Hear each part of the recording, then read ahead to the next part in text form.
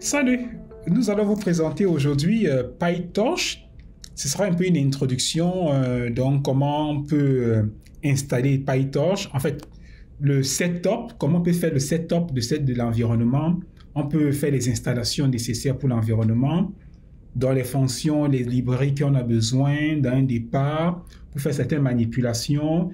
Je vais vous montrer, on va parler dans cette vidéo, dans cette série de 3 vidéos, également d'un jeu de données, les données NIST.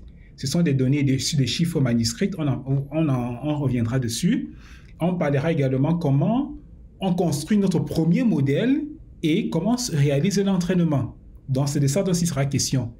Alors, sans plus tarder, je vais commencer avec l'initialisation. L'initialisation, c'est ce que j'appelle le setup. Le setup, c'est juste pour mettre sur pied, donc rassembler tout ce dont on a besoin pour démarrer l'analyse, pour démarrer le travail avec la librairie PyTorch.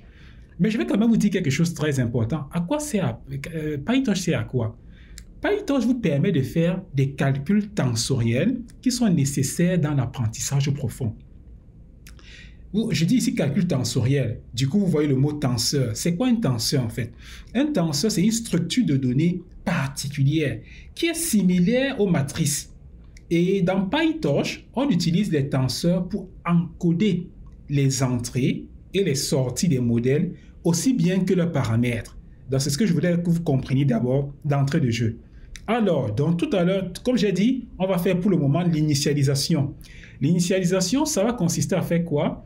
Ça, on va importer les librairies, un certain nombre de modules. Les voici ici. Après avoir importé ces modules, nous allons maintenant télécharger les données de NIST. Les données NIST, c'est quoi? Les données NIST, comme je vous ai dit tantôt, ce sont des données, ce sont des images de chiffres manuscrits. Donc, vous avez quelque part, vous avez d'abord, premièrement, vos images, toutes les images, et vous avez les étiquettes qui sont rattachées à ces images. Par exemple, vous pouvez avoir l'image 0, vous avez l'étiquette 0. Vous avez l'image 1, vous avez l'étiquette 1. Donc, c'est un peu comme ça qu'il faut voir les données NIST. Vous avez donc les images et les étiquettes. Et les images sont de taille 28 x 28 pixels. C'est ça. Donc, ce que nous faisons ici, c'est que nous téléchargeons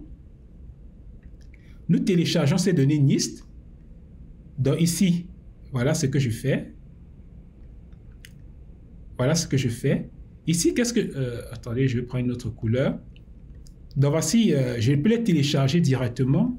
Je prends la couleur rouge.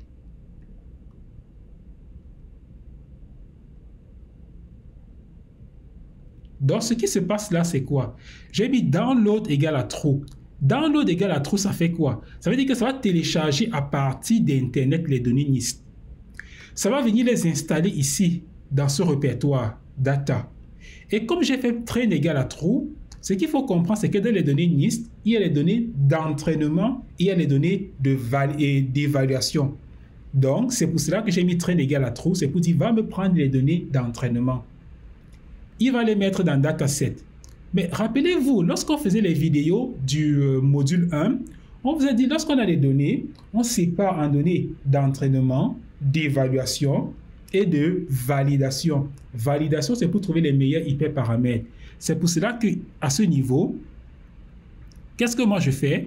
Je divise mes données d'entraînement en deux. Je les split en deux parties. Une partie de taille 57 000 et une autre partie de taille 3000. La partie de taille 57 000, c'est ça qui va constituer mes données d'entraînement. C'est ce que je vais utiliser pour entraîner mon modèle. Et les données de taille 3000, c'est ça que je vais utiliser pour valider mon modèle. Donc, quand je dis valider, c'est pour dire trouver les meilleurs hyperparamètres. Alors, quand j'aurai validé mon modèle, quand j'aurai trouvé les meilleurs hyperparamètres pour entraîner le modèle, n'est-ce pas? Il faudra maintenant par la suite que je puisse évaluer mon modèle. Donc, trouver la performance, mesurer la performance de mon modèle. Donc, j'ai besoin des données tests. C'est pour cela que je vais partir dans Internet, télécharger, en mettant ceci, ça me dit, va sur Internet, télécharge les données d'évaluation. C'est pour ça que je mets false. Quand c'était les données d'entraînement, je mettais true. Mais comme sur les données d'évaluation, je mets false. Et ça va venir installer où? Dans root, dans ce répertoire.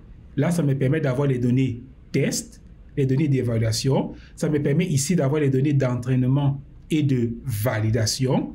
Et là, j'ai toutes les données d'entraînement que j'ai divisées en deux parties. Voilà. Maintenant que nous avons ceci, nous avons nos données, qu'est-ce qu'on va faire?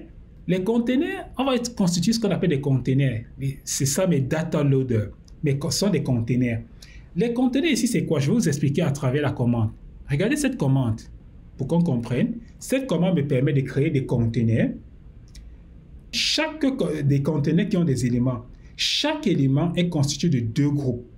Un groupe des images X et un groupe des étiquettes Y. Mais chaque groupe est constitué de 20 éléments parce qu'on a mis ici batch size égale à 20.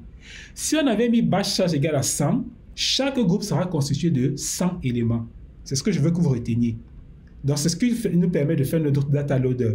Constituer un container avec des éléments à l'intérieur. C'est ça. C'est pareil pour valid loader. Il va constituer un container avec des éléments à l'intérieur, mais chaque élément aura deux groupes, un groupe de X, un groupe de Y. Les X auront 20 éléments et les Y auront 20 éléments. C'est ça. Pareil pour test loader. Un groupe de X, un groupe de Y sera un container avec un groupe de X, un groupe de Y, mais les containers seront formés des éléments qui sont tirés des données d'évaluation.